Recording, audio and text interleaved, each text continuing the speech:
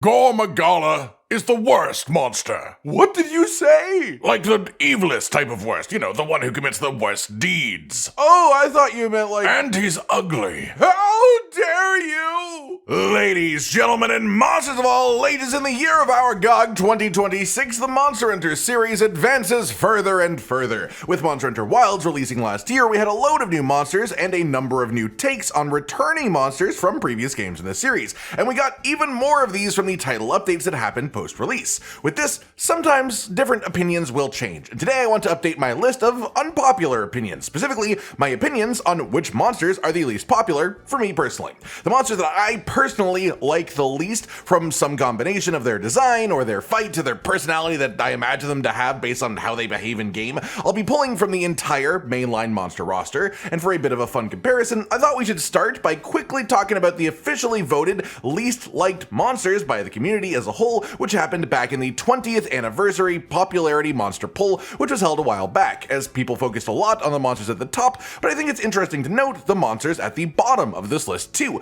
which might not necessarily represent the most hated monsters so much as just the ones that are the least actively liked, the ones that people didn't think about enough to actually vote for. That said, here are the 5 lowest ranked monsters by the community. Aurora Somnicanth is a bit surprising to me because with it being a newer monster at the time, and not by any means like a bad fight or anything, I wouldn't expect it to be that low, but my personal thoughts on why that is are that it just removes a lot of the uniqueness compared to normal Somnicanth. It replaces a creepy monster that puts things to sleep through song with just blasting ice attacks instead, so I can somewhat understand it, but even so, this does seem quite low for this. Cephadrome, I think, is sad that he doesn't have just more people that actually care about him, and he's the only base version of a monster that is this low on the list. Everything around him is a subspecies or a variation of some sort where the love for the creature mostly gets directed to the main one, but Cephadrome is just a bit sad to see here because that's not the case. Final note is the full last place monsters tied for 228th, Desert Celtis, who I can understand as he's heavily outshined by his queen, so maybe just forgettable more than actually bad, and then Steel Uragon, a very boring variation of a monster that people generally aren't a big fan of to begin with. That said, today I'm not going to pull my punches. I often hold back a bit because everyone has their own favorite monster in the series, and even my own personal least favorite monster is probably somebody's favorite, but today I'm going to just give it to you straight. If you disagree with me, that's fine. That is your right as a human being. Feel free to tell me why in the comments as well. But these are my most up-to-date thoughts on the worst monsters in the mainline Monster Hunter series. Number 5 then is every bird wyvern, every single one. The raptors, the pokey pokies, even Quemetries, who's actually a brute wyvern but looks like a bird, so I associate him with them anyway. Okay, that was a joke. All right, calm down. Just a little jape at something that Josh said in his own worst monster ranking years ago, way back, that I found absolutely hilarious when he said it, and just he ripped into an entire class of monster. But my actual serious number 5 is Copper Blangonga. Maybe this will change in the expansion to Wilds because we have regular Blangonga, who actually has been remade in a way that I quite enjoy in base Wilds, so maybe they will bring this guy back in the expansion, but Copper Blangonga, up till now at least, has always just sort of been like a stripped down version of the normal Blangonga fight. He lost his Blangos, he lost his ice shenanigans, he could cause stun with a sand breath, but he is essentially just a big physical monkey meant to be intimidating through raw strength. He also has never been in a game that did not also have Rajang, who is the king of big physical monkeys meant to be intimidating through their raw strength. It's not that he's necessarily an awful design on his own or an awful fight either, but I just don't really see the point in him existing, honestly. He doesn't really have his own niche, and he's always just felt like a worse version of Blangonga and Rajang smushed into a hybrid of the two. And sure, maybe my opinion could change if they rework the fight into a modern game, but I would so much rather they put that kind of effort into a much more interesting potential returning monster like something like a Plesioth, who I am a firm believer would be capable of getting a complete redemption with a modern remake like some others that might be mentioned a little bit later on. So Copper Blangonga I don't like, and I'm not really interested in seeing him again either.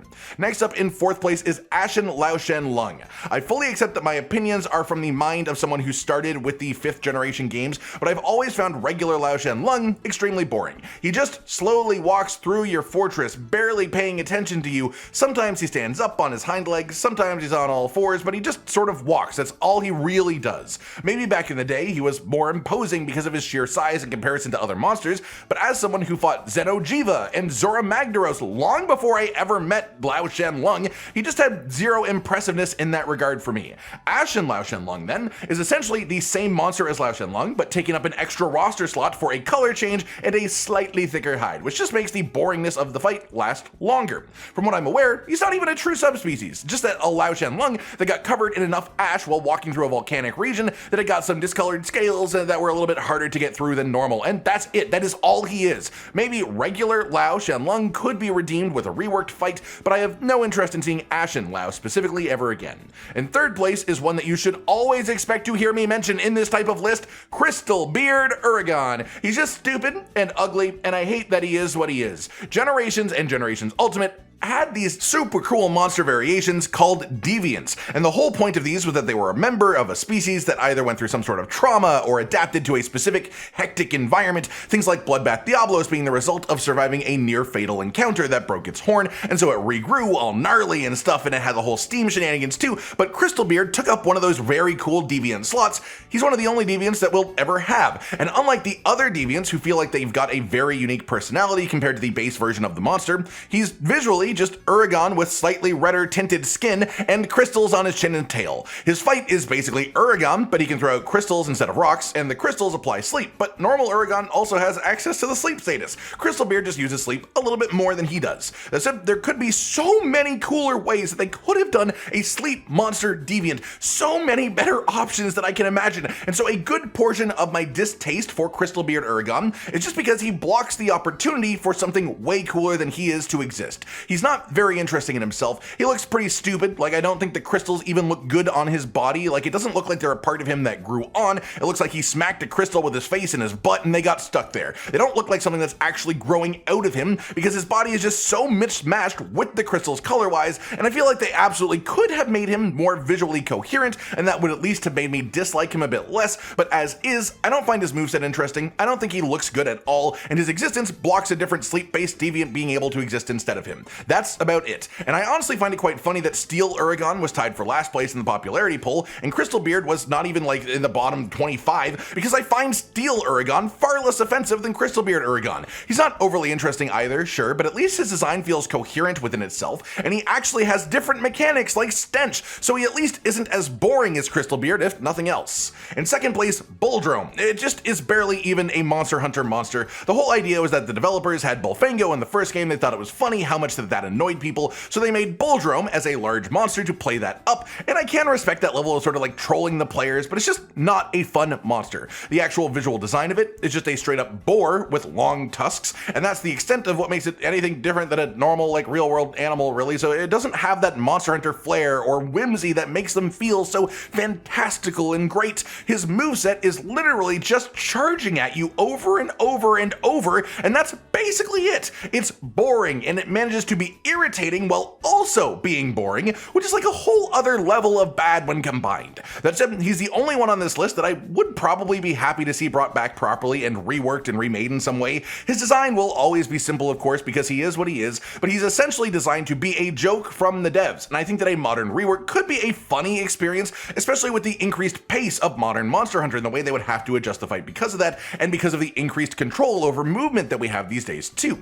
Even if I would still hate fighting it myself, even if they brought it back and made its moveset better, I would still hate that it exists, but I would at least get to enjoy seeing other people have to experience Bulldrome for the first time too, which would be sort of cathartic. In the end, I guess you could say that Bulldrome is just a really, really annoying fight. The devs made him to be that way, so I guess that means they did a good job at what they intended to do. Finally then, in first place, my all-time least liked monster is Cephadrome. If you've ever heard me talk about monsters that I don't like, you probably are not surprised, because this has been the opinion that I have have held for an extremely long time. Cephadrome is poop from a butt. He looks gross, he looks weird, and yes, I know he's based off of Diplocaulus, an extinct species of amphibian, but guess what? Diplocaulus looks cool, it's interesting, it looks meaty, but also sort of sleek and interesting. Cephadrome looks like you stretched that thing out, and then just elongated its legs by like 10 times, which makes it look like a really fucked up two-legged horse. I don't like him visually, I never have, and I doubt that I would even if they remade him and reworked him, unless they really emphasized the Diplocaulus-ness of him and flattened him out properly, widened him out, but he just looks stretched out, like a skin put on top of a skeleton to hide the beast underneath. It just doesn't look like it fits properly, and it weirds me out to look at him. Then you have his fight, and it's not just boring, it is full-on offensively irritating in a way that often also can be boring at the same time. He has the same problem as a lot of old-gen Piscine wyverns, where hitting anything other than his legs is really tough to do for most weapons because of their ridiculous shape and proportions, just making it hard to reach those areas. And this is made more annoying by his big hip checks and big tail swipes, and sure, he never had hitboxes as bad as Plesioth did, but it still made actually doing damage to Cephadrome more annoying than it had to be. And that's when he's actually in front of you to be able to be hit, because he also has a very lovely habit of burrowing into the sand and swimming directly away from you, doing circles around the zone that you're in, especially in the very first Monster Hunter where this was worse than ever. This was a bit better when he returned in like 4th generation, but still, the idea of a monster like this just straight up spending your precious time on this earth instead of fighting you properly, just swimming in circles away from you, laughing at you basically with its stupid little head while it does so, it just fills me with this primal need to decapitate it, even as someone who usually uses blunt weapons. So maybe it wouldn't be the cleanest of cuts, but I don't think he deserves a clean cut. The result is you either have very little enjoyment fighting him when he's actually fighting back, or you get to be bored and irritated chasing him around the zone as he swims away from you. And yes, you can use sonic bombs, but you can only carry so many sonic bombs at a time. Also, if that wasn't enough, he has paralysis, which I think can be fun if it's done right, but on a monster that I already find super annoying, it just makes him more annoying when he makes you lay on the floor helpless, like salt in the wound, essentially. That is my updated list then, and before we do end this, I do want to make a quick mention here of some things that used to be in the running for this ranking for me that have actually changed their position in the last couple of years. First, Gypceros. I used to really just not get him at all. He was weird, but not like silly enough to make him interesting to me because I like silly monsters, and I found his fight unfun as well. In Wilds, I think his visual upgrade makes me more able to appreciate his unique skin texture, and especially more than anything else, all of his new stretchy tail attacks make me actually like his tail and makes me understand the silliness that he's supposed to have, whereas before this, his tail I thought was just sort of weird. So he's obviously not one of my favorites still, but he's definitely not in the bottom 5 for me anymore either. Similar mention here for Giratotus, who I still do dislike, but his fight in Rise made me like him a lot more than I did in World and Iceborne, and so while I still do think that there are some things that takes away from him, I don't think he is bottom 5 anymore at the very least. And I do want to add a slight mention as well of Great Gyros. You are on thin ice there, buddy. The longer we go past World, the more monsters that I experience, the more Great Gyros just becomes very whatever to me. He was never too exciting, but initially I did like him because of how snaky he is, and I think snakes are cool, but having experienced actual snake wyverns in the series in all of their glory, Great Gyros feels like a pale imitation of what those are. On top of that, he's probably the single least memorable monster in the entire roster of Monster Hunter World and Iceborne. Be honest, when was the last time that you thought of Great Gyros before he said his name right now? So over the last couple of years, I think he's just been sort of slowly falling towards this list for me. He's pretty close, and if they somehow bring back one of these 5 that I talked about today with big enough changes to mess with my opinions, Great Gyros might easily find himself here in the future. That said, I also want to note that nothing from Wilds is on this list, and nothing from modern Monster Hunter at all is as of this moment. I do think that monster quality, just as a general bar, has been steadily improving over the last 2 decades over and over, and while there are of course standout great monsters among even the oldest of games, I think the baseline of monster quality, the lowest end of monster quality, has gone up a load over the years, and that's the main reason I think for that result. That just about does it for today then everyone, my own personal ranking of the 5 worst monsters in the Monster Hunter series. I hope you've all enjoyed this, even if you disagree with my opinions, and feel free to leave your own thoughts in the comments down below. If I offended you about a monster that you like, I do apologize, but this is just how I feel. Like if you liked the video, subscribe with the notification bell for more, and most importantly, ladies and gentlemen, until next time, stay sweet. Josh, Cotton, and Hollow with the videos, dropping the humor like a hammer on your tippy toes, bringing entertainment on a daily arrangement to take our insanity and turn it into entertainment. Yes, I said entertainment twice, to reiterate that it is nice to look into your faces on a mostly daily basis when you let us in your homes to make the whole world a stage. Is Goodbye.